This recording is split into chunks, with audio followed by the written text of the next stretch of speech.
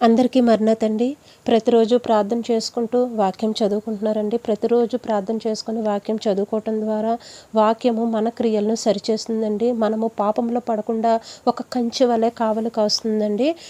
మొదటి యోహాను గ్రంథము 1వ అధ్యాయము 9వ వచనంలోని మన పాపములను మనము ఒప్పుకొనిన ఎడల ఆయన నమ్మదగిన వాడును నీతిమంతుడును గనుక ఆయన మన పాపములను క్షమించి సమస్త దుర్నీతి నుండి మనల్ని పవిత్రులుగా చేయును. మనం అనుకుంటూ ఉంటాం కదండి, మనం చేసే తప్పులు ఎవ్వరికి తెలియవని.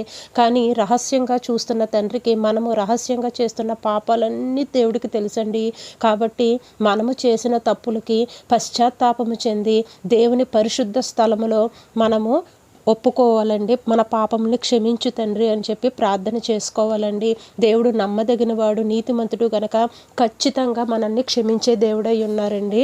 దేవుని సహవాసం కలవారమని చెప్పుకొని చీకటిలో మనం నడవకూడదండి. మనం ఎప్పుడూ కూడా వెలుగు సంబంధికులం అన్నమాట. మనందరము ఆయన రక్తంలో కడగబడిన వారం కాబట్టి పాపము మన జీవితాన్ని రాజ్యమేలకుండా ఆయన హస్తపు నీడలో పరిపూర్ణమైన పరిశుద్ధమైన క్రియలతో కూడిన జీవితాన్ని గడపడానికి మన పశ్చాత్తాపం అనేది మొదటి మెట్టండి. దేవుడి సన్నిధిలో ఖచ్చితంగా మనందరము కూడా మనం అనుకుంటాం మనం ఏ తప్పులు చేయలేదు, హత్యలు చేయలేదు, ఇంకా దొంగతనాలు చేయలేదు అనుకుంటూ ఉంటాం. వాక్యం చెప్తుంది కదండి, ఆజ్ఞాతిక్రమమే పాపమని.